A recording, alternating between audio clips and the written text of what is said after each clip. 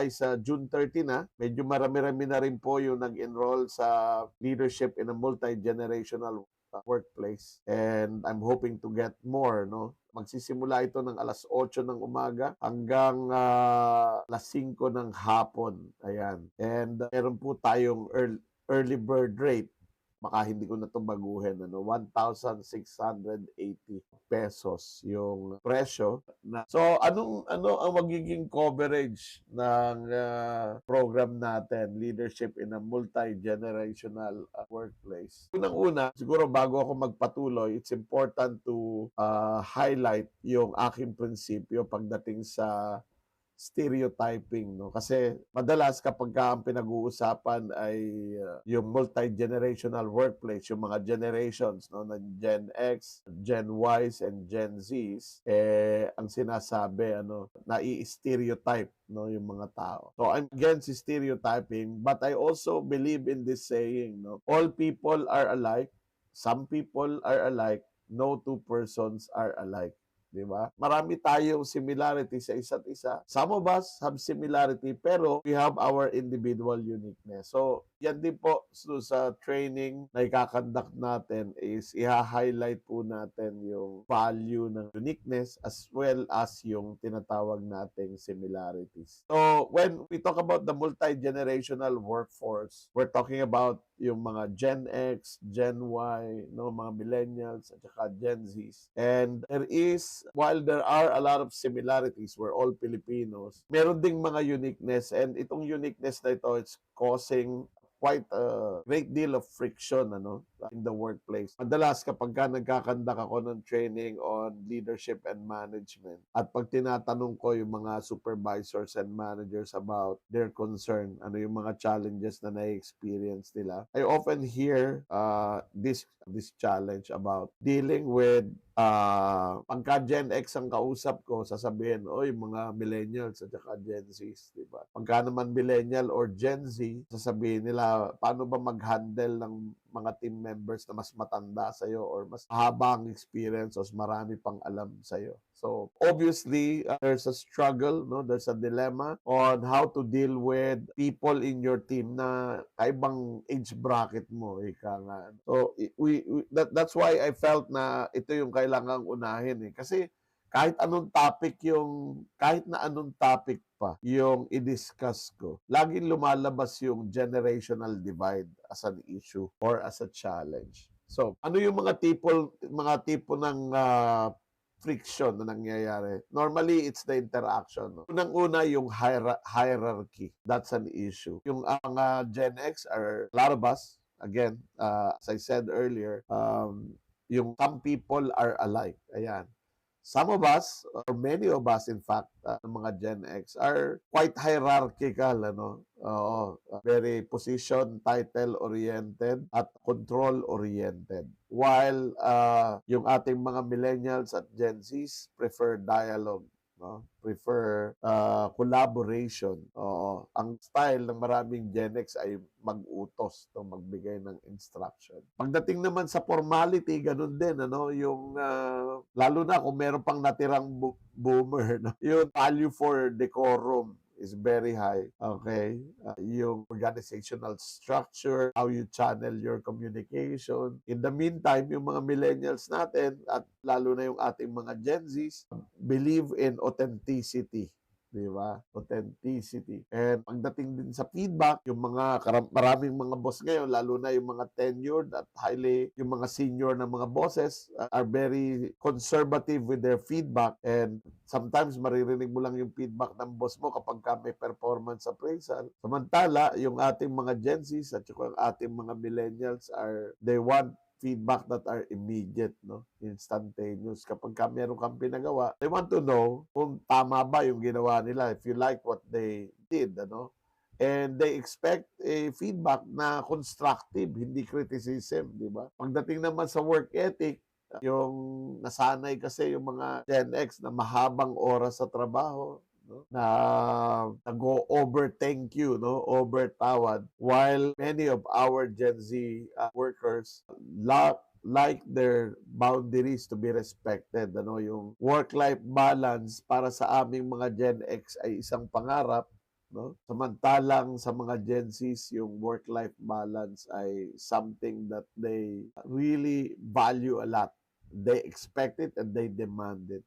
Okay. Another friction point is yung not just the digital fluency but rather the digital preference, no? So kaya ngayon meron tayong mga problema, yung mga boss gusto work on site, yung mga tao gusto work online, di ba? Work from home because they don't see the value, no? Magkikita kayo face to face. So they prefer work from home. And it helps them because they're digitally fluent. So yan yung mga struggle na gusto nating linawin, ano? When we run the training on leading in the multi-generational workforce, gusto nating linawin na paano ba i-handle itong mga ganitong sitwasyon. Okay? Now, I don't know if you will agree with me, pero yung teamwork, ang currency niyan ay trust. Diba? Trust is the currency of teamwork. Whether you are a baby boomer, a Gen X, millennial, Gen Z, importante sa'yo yung tiwala. Diba? Unfortunately, hindi naman siguro unfortunate. I don't know. I don't know how to call it. But iba-iba kasi yung iba-iba yung criteria no mga different generations, iba-iba yung criteria pagdating sa pagtitiwala. And I'd like to talk about that now in the hope na makita natin ano bang kailangan natin gawin, whether you are, again, whichever generation you're coming from. So trust is the currency of teamwork. Paano ba nagtitiwala ang Gen X? No? So what builds their trust and what ruins or what breaks the trust? Let me just highlight here yung what builds trust. So what builds trust for Gen X? Yung consistent and reliable leadership. So maraming mga Gen X ang nawawala ng kumpiyansa sa isang supervisor o manager na hindi consistent at hindi reliable. Ang madalas na maririnig mo ay yung sasabihin na mas magaling pa naman ako dyan. Hindi naman kaya niyan yung trabaho. Wala namang alam yan. Yan yung mga maririnig mo, no?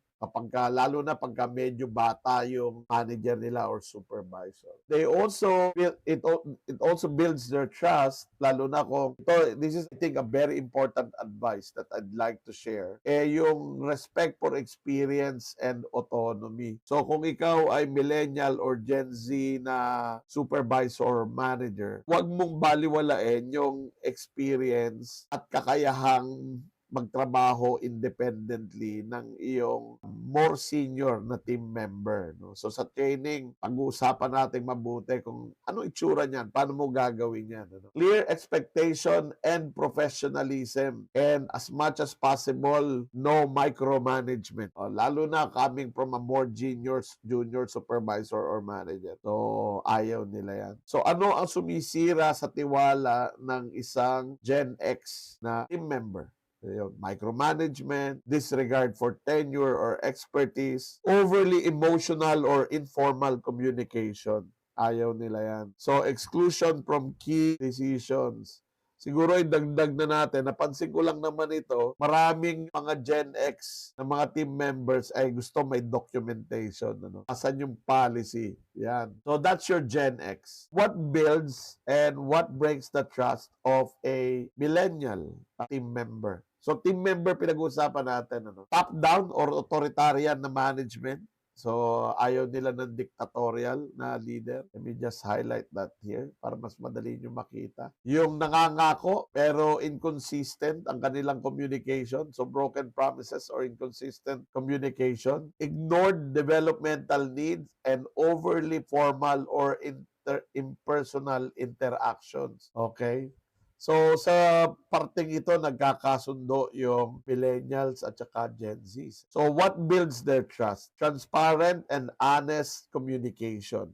Yan, importante ang transparency sa mga millennials. Collaborative leadership, kasi kung titignan mo, ang mga millennials natin ay nagsisimula sa 32 years old. So, they already have substantial experience at work. They've developed some degree of mastery. So, ayaw na nila na minamicroman. Regular feedback and recognition. Ayan, sobrang importante niyan. Regular feedback and recognition.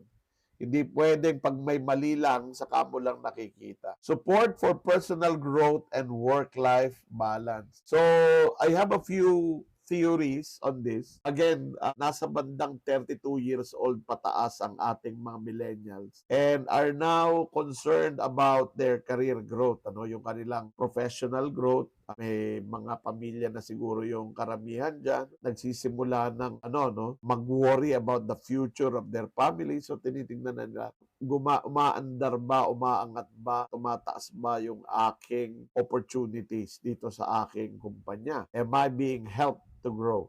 Yan. And then, work-life balance pa rin. Yung mga millennials natin, they want better work-life balance. Kasi nga, na-realize nila sa kanilang mga magulang na walang work-life balance. Sabi nila, pag ako ay pumasok sa trabaho, I will make sure that I have work-life balance. So that's your millennials. Ano ang kailangan ng Gen Zs? So, what builds their trust? Psychological safety and empathy builds their trust. So, yung safe communication between their supervisor and manager. So, now more than ever, importante na yung mga supervisors and managers are more mindful of how they say things. Naalala ko yung mga nakilala kong boss nung ako ay bata pa. Na kapag may mali kang ginawa, talaga makakatikim ka ng masasakit na pananalita. Hindi na siya pwede ngayon.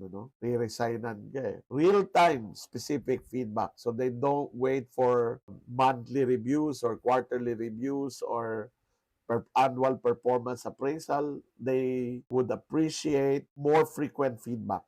Authentic and inclusive leadership. Oo, hindi ba? Ayaw nila ng mga leaders na invulnerable, yung hindi marunong tumanggap pagkakamali, at hindi marunong humingi ng tulong. So they want inclusive leadership. Anong ibig sabihin nun? They want their leaders to be asking questions, getting them involved in problem solving and decision making. And ito, sobrang importante nito, yung mental health and wellness support. Ayan. I did some research, I think it was last year, when I was trying to develop a program on wellness, employee wellness. Ang mga Pilipino, specifically yung ating mga Gen Zs, ay they suffer a lot. At most sa Southeast Asia, pinakamataas yung incidents ng stress and burnout among Gen Zs. So what breaks their trust? Vague instructions or unclear expectations, lack of feedback or recognition, dismissiveness of their emotional needs, and leadership hypocrisy or inauthenticity. Ayan. So yun yung mga gusto nating ma-address na mga challenges, and in the workshop that I'm going to run, we're going to talk about specific things that a manager can do regardless whether you are a Gen X manager, millennial manager, Gen Z manager. And in some of my videos, I said this, na how to manage a Gen Z, how to lead a Gen Z. Leading millennials and Gen X will be a lot easy. So yan po yung first course natin. Sa June 30 po natin yan gagawin.